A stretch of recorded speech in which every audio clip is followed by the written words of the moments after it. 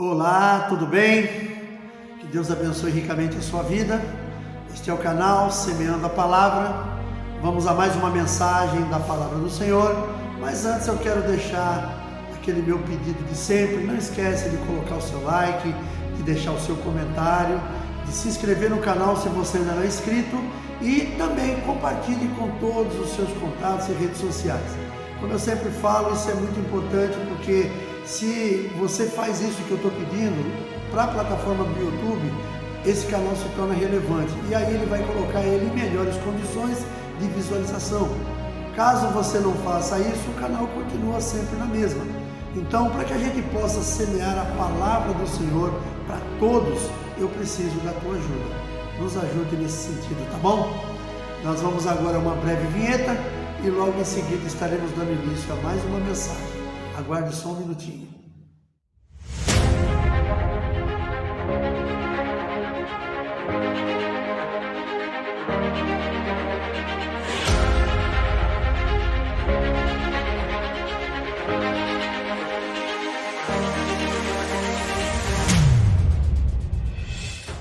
Muito bem, obrigado pela tua paciência, por ter me aguardado até aqui.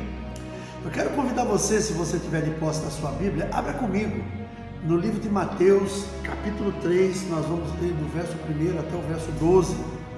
Diz assim a palavra do Senhor. E naqueles dias apareceu João Batista, pregando no deserto da Judéia, e dizendo: arrependei-vos, porque é chegado o reino dos céus. Porque este é o anunciado pelo profeta Isaías, que disse: vós que clama no deserto, preparai o caminho do Senhor, endireitai as suas veredas. E este João tinha suas vestes de pelos de camelo e cinto de couro em torno dos lombos, e alimentava-se de gafanhotos e de mel silvestre. Então ia ter com ele Jerusalém, toda a Judéia e toda a província adjacente ao Jordão. E eram por ele batizados no rio Jordão, confessando os seus pecados. E vendo ele muitos dos fariseus e dos saduceus que vinham ao seu batismo, dizia-lhes: raça de víboras, quem vos ensinou a fugir da ira futura? Produzi, pois, frutos dignos de arrependimento, e não presumais de vós mesmos, dizendo: temos por pai Abraão, porque eu vos digo que mesmo estas pedras Deus pode suscitar filhos a Abraão. Também agora está posto o machado à raiz das árvores. Toda árvore, pois, que não produz bons frutos é cortada e lançada no fogo. E eu, em verdade, vos batizo com água para o arrependimento, mas aquele que vem após mim é mais poderoso do que eu, cujas alparcas não sou digno de levar. Ele vos batizará com o Espírito Santo e com fogo. Em sua mão tem a pá e limpará a sua eira. Recolherá no celeiro o seu trigo e queimará a palha com fogo que nunca se apagará. Amém. Queridos, essa é uma passagem que a gente vê muito conhecida, né, do João Batista, que batizava no deserto. Foi aquele que veio preparar o caminho do Senhor. João Batista era primo de Jesus, se não me engano, porque parece-me que a mãe dele, Isabel, era prima de Maria. Elas eram primas, então eles eram, de alguma forma, segundo aqui a nossa genealogia, ele era um primo meio que segundo grau de Jesus. E ele estava ali preparando ali o caminho que Jesus haveria de trilhar, ele preparando, no caso, falando do arrependimento, e Jesus em seguida chegaria, como é o que nós lemos ali na sequência. Quando você continua na leitura do capítulo 3 e assim por diante, você vai ver a chegada de Jesus, o batismo de Jesus e tudo mais. Algumas igrejas do nosso tempo, em quase sua totalidade, deixaram de pregar sobre este tema, arrependimento. Infelizmente hoje se prega sobre muitas coisas, se prega sobre vida plena, se prega sobre prosperidade, sobre você, conquistar tudo aquilo que você tem vontade, de você ser um cara próspero, você ser um cara virtuoso. Não é conclusão, eles pregam de todas as coisas, mas arrependimento é uma coisa que talvez não dê muito, vamos dizer assim, se fosse numa questão de da internet não dá like, sabe? Ninguém fica colocando sinalzinho de positivo ali para você falando desse tema. Mas eu tenho comigo que a palavra de Deus no meu coração, ela tem que falar aquilo que Jesus quer que eu fale. Então eu não posso ficar falando, por exemplo, de prosperidade, porque isso aí, primeiro, já tem muita gente falando sobre isso, e a gente sabe que eu sempre falo isso, eu já repeti várias vezes em algumas das minhas mensagens que eu tenho aqui na internet e até mesmo na igreja. Jesus não veio para te dar uma casa, Jesus não veio para te dar um trabalho, Jesus não veio para te dar carro novo, para te dar dinheiro. Jesus veio para te falar, para te trazer a salvação. Então, em Jesus nós alcançamos salvação. Prosperidade, casa, carro, isso é fruto do nosso trabalho. Isso é fruto do meu e do seu empenho. Você vai trabalhar numa empresa, você se empenha lá, você estuda, você faz curso. Com certeza, essa empresa, de alguma forma, ela vai acabar te dando uma oportunidade. Não é do dia para a noite, mas ela vai te dando uma oportunidade. E com essa oportunidade, você poderá realizar alguns sonhos. Sonho de ter uma casa própria, o sonho de ter um carro novo, o sonho de você casar, o sonho de você constituir família. Tudo isso vem de consequências do trabalho, do teu esforço. Agora, a salvação não. A salvação vem de Jesus. A salvação vem de eu e você confessarmos Jesus como Senhor e Salvador das nossas vidas. Então nós vamos falar um pouquinho sobre esse tema. Esse talvez seja a questão mais importante que se busca uma vida de santidade e consequentemente manter a nossa salvação. Em 8 de julho de 1741, Jonatas Eduardo pregou o sermão Pecadores nas mãos de um Deus irado, que impactou a vida de todos os presentes a ponto deles se segurarem nas cadeiras achando que o chão se abria e que eles iam cair direto no inferno. Olha só que mensagem impactante. E ali, Jonatas Eduardo estava falando sobre o quê? Sobre arrependimento. Ou você se arrepende, ou você vai enfrentar esse tipo de problema. João Batista, no texto que nós lemos, ele nos ensina que hoje nós temos igrejas ornamentadas. O que ele nos ensina? A pergunta é essa. Hoje nós temos igrejas ornamentadas, cheias de recursos, mas João pregava no deserto. Ele pregava num lugar que não tinha cadeira, não tinha ar-condicionado, não tinha nem ventilador, nem banheiro tinha. Ele simplesmente pregava e o povo vinha por causa da pregação daquele homem. Então, as igrejas hoje que estão aí preocupadas em pregar coisas bonitas, tudo bem, ela pode até encher por causa disso, mas será uma igreja cheia de pessoas vazias. Porque quando a pessoa está buscando o verdadeiro evangelho, ela está buscando porque ela está sentindo que a vida dela precisa de transformação. Ninguém busca o evangelho porque está bem de vida. Ninguém busca uma igreja, ninguém vai aceitar Jesus porque está vivendo na prosperidade. Infelizmente é isso que acontece. As pessoas que buscam pelo Senhor é porque estão passando por momentos de tribulação. Eu, quando retornei aos caminhos do Senhor, porque a vida lá fora não estava boa. A vida que eu levava não estava boa. E talvez se ela estivesse caminhando bem, talvez eu não tivesse voltado. E aí, eu perderia a minha salvação. Porque foi o que Jesus veio trazer para mim e para você, para toda a humanidade, foi a salvação. O povo dele, que era o povo judeu, achava que Jesus ia vir para libertar o povo de Roma, do jugo romano. Só que Jesus veio para libertar o povo de si mesmo. Veio para libertar o povo dos seus pecados, das suas mazelas. E é isso que nós temos que pregar. Eu tenho que pregar o arrependimento das pessoas para que essas pessoas recebam Jesus como seu único Senhor e Salvador e alcancem a salvação. Não adianta eu pregar que Jesus, por exemplo, o livro de João 10:10 diz o seguinte, que Satanás veio para matar, roubar e destruir. Jesus diz assim, eu vim para que tenham vida e vida com abundância. Então talvez tenha muita gente que pegue esse texto isolado e use aquilo ali para dizer, não, olha, Jesus está falando de prosperidade aqui. Não, ele não está falando de prosperidade.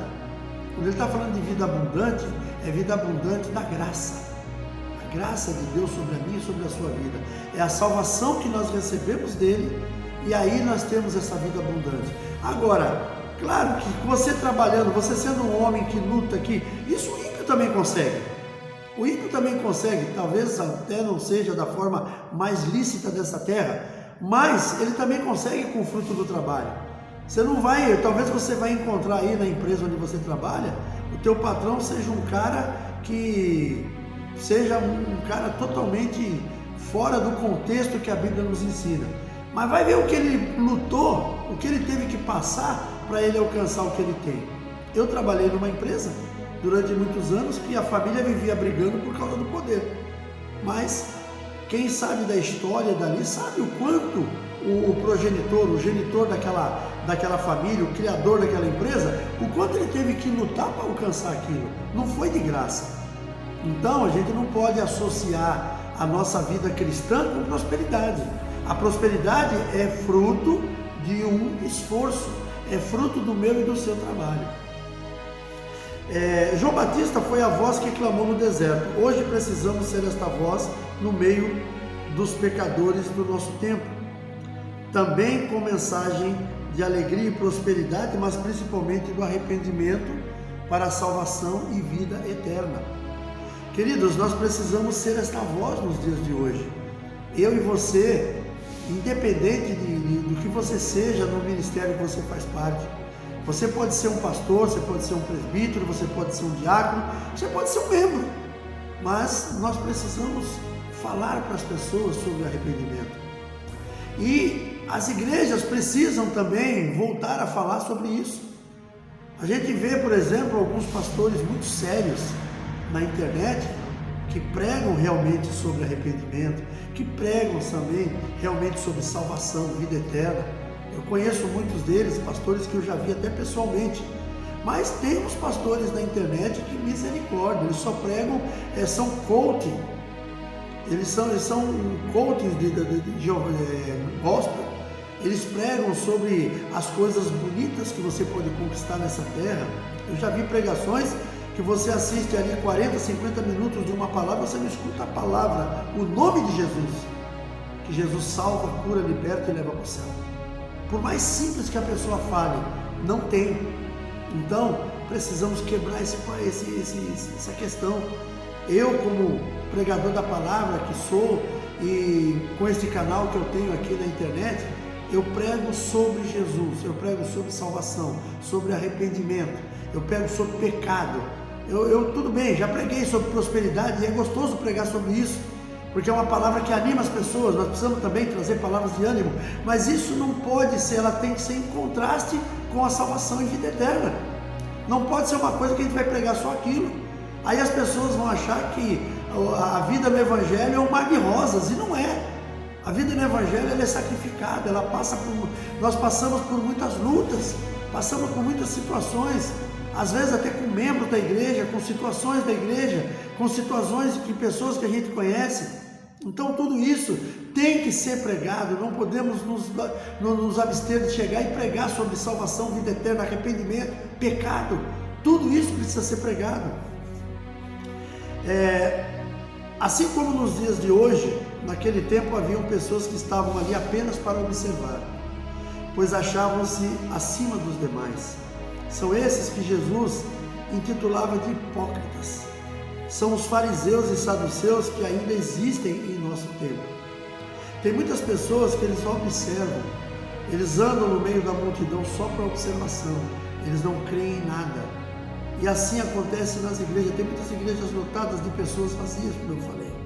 O verso 8 fala que é necessário produzir frutos dignos de arrependimento. O verdadeiro arrependimento ele é raro, é difícil de encontrar. Em meio a tudo isso, há também muitos tipos de falso arrependimento. O tipo humanístico. Eu sinto muito. Sabe, a pessoa faz alguma coisa errada, sinto muito. Ela costuma dizer isso, sem que haja mudança moral de fato. Porque o arrependimento ele tem que trazer uma mudança na vida da pessoa. O arrependimento ele vai levar você em sentido totalmente contrário ao que você estava indo. O arrependimento ele é algo que vai realmente trazer uma transformação na vida da pessoa. Sem transformação não há arrependimento. O arrependimento é quando você está indo num caminho e você percebe que aquele caminho não lhe convém. E aí você muda de direção. E aí você toma a direção certa. Aí você vai... E arrependimento é uma coisa também que você tem que largar de mão, não tem que ficar toda hora lembrando aquilo, sabe? Toda hora lembrando que você está arrependido. Não, se arrependeu, ótimo, mude o procedimento, caminhe para frente, siga. O tipo exercido no judaísmo tende a substituir o que deveria ser o verdadeiro arrependimento pela tradição, hábitos e costumes. No nosso tempo tem muito disso. Tem muitas pessoas que elas não se arrependem porque elas acreditam que aquilo que a família dela fala, aquilo que a família dela fala como tradição, aquilo tem que ser mantido. Às vezes a gente encontra pessoas que você fala do amor de Cristo, a pessoa diz, minha família nasceu assim, eu cresci assim, você sempre assim. A pessoa não quer mudança, ela prefere continuar. Uma coisa que eu aprendi, o que é? Você aceitar Jesus verdadeiramente, aquilo vai te trazer um certo confronto entre você e as pessoas que estão à sua volta. A pessoa, quando ela aceita a Jesus verdadeiramente, ela vai ser confrontada, primeiramente pelos seus próprios pecados, porque ela vai começar a ouvir e a ler na palavra de Deus como é o procedimento do homem que anda em santidade, e ela vai perceber que aquilo que ela vive não é aquilo. E aquilo é o primeiro confronto que tem. O segundo confronto que vai acontecer é da própria família, dos amigos, das pessoas que estão à sua volta, que vai dizer, você agora é crente? Quer dizer que agora você é santo, só os outros é tudo pecador. E eles vêm com essas conversas bestas pro lado da gente. Eu já escutei muito disso. Não, é só vocês que são salvos? Não. Você quer ser também, vem pra cá. Porque quem está dizendo que eu sou salvo não sou eu, é a Bíblia. Pelo aquilo que eu fiz, pelo aquilo que ela me apresentou e eu aceitei, por aquilo que é Jesus na minha vida, por aquilo que Jesus fez na cruz do Calvário e eu resolvi segui-lo, é por isso que eu sou salvo. Eu não sou salvo porque eu acho que eu tenho que ser salvo.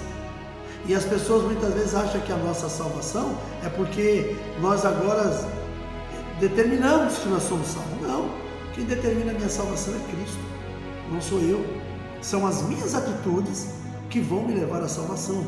E quais são essas atitudes? Primeiramente, aceitar Jesus como Senhor e Salvador. Segundo, arrependimento. Terceiro, caminhar com Ele. E assim por diante. Então as pessoas muitas vezes elas acham que aquela salvação que você diz que tem, elas conflitam com você, dizendo, então quer dizer que vocês são salvos, eu não sou. Mas você pode. Basta você seguir aquilo que a Bíblia fala. Então, que a gente possa compreender e passar para as pessoas isso, né? O cristianismo costuma justificar-se pelas bens colocadas teorias, onde perdão e arrependimento são substituídos pela palavra.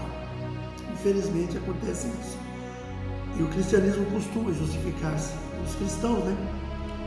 No verso 10 vem a sentença da falta de arrependimento, pois a sua falta é árvore sem fruto. E o seu destino é o fogo eterno. As pessoas não olham por esse lado. As pessoas, quando você fala em fogo eterno, a pessoa já pensa logo que você já está condenando ela ao inferno. Não sou eu que condeno ninguém, eu não tenho esse direito.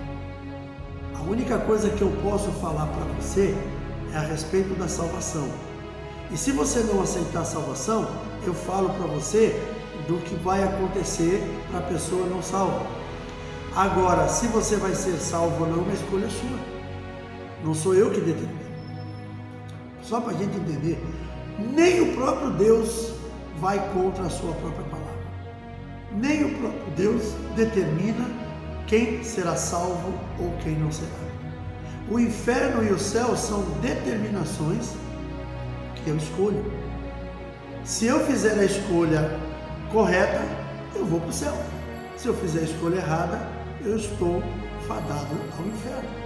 Então, não são escolhas que Deus faz para mim e para você, são escolhas que eu faço.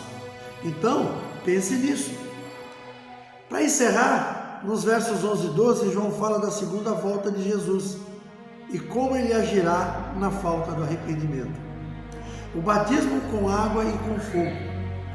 A pá em sua mão será para separar no celeiro o trigo, batismo no Espírito Santo, E o batismo com fogo que nunca se apagará é para que o joio que será arrancado no meio do trigo se queime. Então você precisa entender isso, sabe? O Senhor, na volta dele, ele vai fazer essa separação. Quando a gente olha lá para o livro do Mateus 25, ele fala sobre as 10 virgens. E nas 10 virgens ele fala sobre 10 virgens prudentes e 10 virgens nécias, ou loucas, como está em algumas versões. Quando ele fala sobre as 10 virgens, o que a gente entende? Ali está trazendo para o lado da pessoa que é cristã, para o lado da pessoa que crê no Senhor Jesus. Então o que acontece? As 10 eram crentes, as 10 tinham suas lamparinas acesas, as 10 estavam aguardando o noivo, ou seja, a volta de Jesus. Só que das 10, apenas 5 carregavam azeite de reserva, ou seja, a presença do Espírito Santo. As outras 5 eram, vamos dizer assim, numa linguagem popular, eram relaxadas.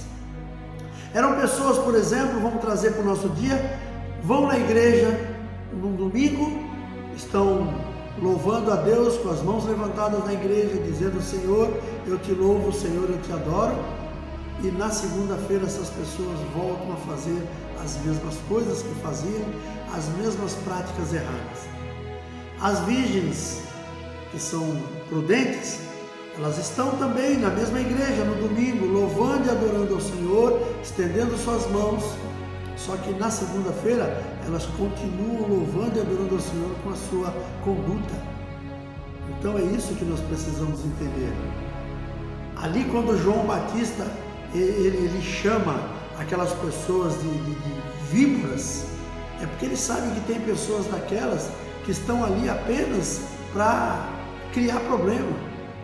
São pessoas desse tipo que eu falei, que vai na igreja no domingo, louva ao Senhor da boca para fora, e na segunda-feira volta às mesmas práticas erradas. Eu vi um pastor pregando uma palavra que eu achei muito bonita, e ele fala com uma certa dureza sobre isso. Ele fala: pessoas vão para a igreja no domingo, adoram Jesus, mas quando tiram o pé do lado de fora, junta com a sua namorada, meio amante, e vão passar a noite no motel. Pessoas que estão no domingo à noite adorando a Deus, só que na segunda-feira já tem um futebol marcado com cerveja, churrasco, e ele vai estar lá presente, bebendo também, não é só participando do futebol e do churrasco, porque isso aí não tem nada de errado, mas as pessoas vão e participam das coisas que o mundo promove. Então nós precisamos entender isso. O arrependimento tem que ser isso. Eu costumo falar de mim, não na intenção de me promover a nada, mas eu estive durante muitos anos nos caminhos errados, eu tive muitos anos nas trevas. E quando eu voltei aos caminhos do Senhor, eu fiz um voto diante de Deus, que eu não queria mais para mim aquela vida que eu levava. Aquela vida que eu levava ficou no passado e apenas serve como testemunho da minha transformação. Então eu tomei a decisão de não mais me envolver com as coisas que eu me envolvia. O que eu fiz? Passei a viver uma vida totalmente diferente. Por causa disso eu parei de participar de coisas que eu participava? Não, nem todas eu participava. Nem todas eu tenho prazer em participar, mas em algumas situações eu fui participar por causa das amizades. Eu trabalhava numa empresa, teve uma festa de final de ano, eu fui participar.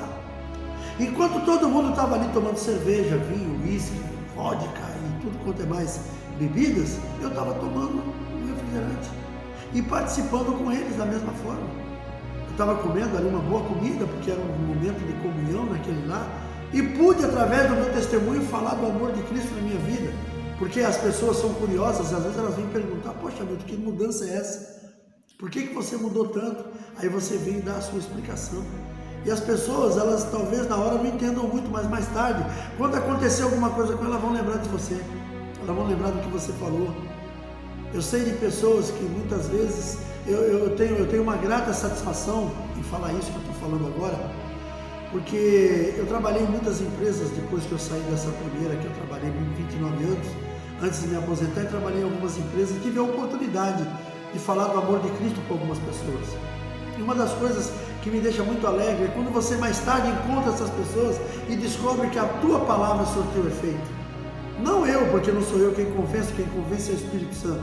Mas a pessoa ouviu a palavra que eu falei e o Espírito Santo fez a parte dele, trouxe uma unção nova sobre a vida daquela pessoa, a pessoa compreendeu aquilo que eu havia falado. Teve um senhor que trabalhou comigo na cidade de Mongaguá. Eu sempre via ele lá com o cigarrinho no dedo e eu falava para ele: para com isso aí faz mal para a saúde, olha, Jesus te ama e tal. E um dia ele falou para mim que a esposa dele pertencia a uma denominação, os filhos também. E eu falei para ele: por que o senhor não vai junto? Ah, eu vou de vez em quando, mas eu gosto de tomar minha cervejinha, eu gosto de fumar meu cigarrinho. Eu falei: olha, o senhor precisa rever a sua vida. O melhor caminho é caminhar com o Senhor, caminhar com Jesus. A sua esposa está fazendo a parte melhor, ela está fazendo a parte certa. O senhor deveria experimentar, vá junto. Passe a comunhão, passe a ter comunhão com Ele junto, você vai ver como Deus vai mudar. Ouça o que Jesus tem a dizer, ouça a palavra de Deus. E eu sempre falando sobre isso aí. Passaram-se um tempo, a obra acabou, todos nós fomos dispensados, eu fui para um lado, ele foi para outro. Até que eu fui trabalhar novamente na mesma cidade e lembrei dos amigos que trabalharam comigo e fui procurar todos eles. Encontrei aquela turma toda. E fiquei muito feliz depois de uns dias que a gente já estava trabalhando nessa nova empresa e esse senhor veio falar comigo. E ele falou assim, cheio de emoção, falou: Sr. Milton, muito obrigado por o senhor ter me ajudado. Eu falei: ah, não, eu faria isso para qualquer pessoa. Eu precisava do senhor aqui, o senhor trabalhar comigo, o senhor tem uma profissão que é necessária conosco. Eu falei: não é por isso não. Quero dizer para o senhor, Sr. Milton, que o ano passado eu me batizei. Hoje eu sou porteiro lá na igreja junto com a minha família. Hoje eu sou uma nova criatura. Nossa, aquilo me deixou tão feliz quando eu soube daquilo. E essa pessoa falou para mim: olha, foi aquilo que o senhor falava comigo que me fez mudar de ideia.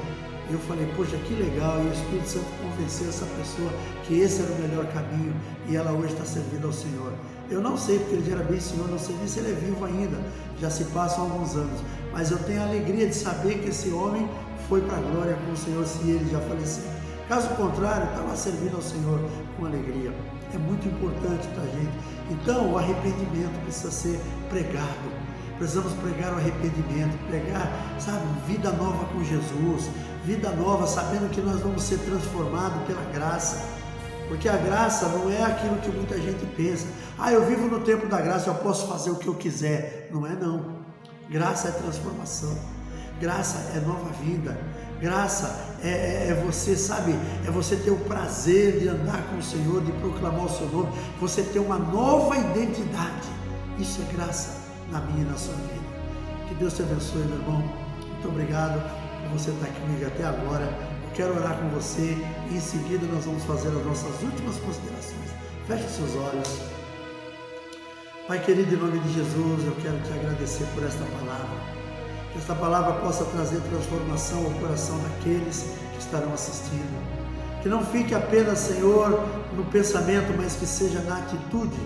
Que cada uma das pessoas que assistam este vídeo, que eles possam verdadeiramente se arrepender dos seus erros, buscar a presença do Senhor e que o Senhor Jesus, através da sua palavra, possa trazer vida nova nessa pessoa e que o Espírito Santo venha convencê-la de que ela tem que caminhar de forma diferente, que ela tem que sair das trevas e vir para a luz, que haja arrependimento, que haja realmente compreensão e que tudo seja para a glória do Teu nome. Te louvo, Senhor, neste dia e te agradeço no nome de Jesus. Amém. Obrigado a você que está comigo até agora. Que Deus abençoe ricamente a sua vida. Um forte abraço, um beijo no coração e até o próximo vídeo, permitindo Deus.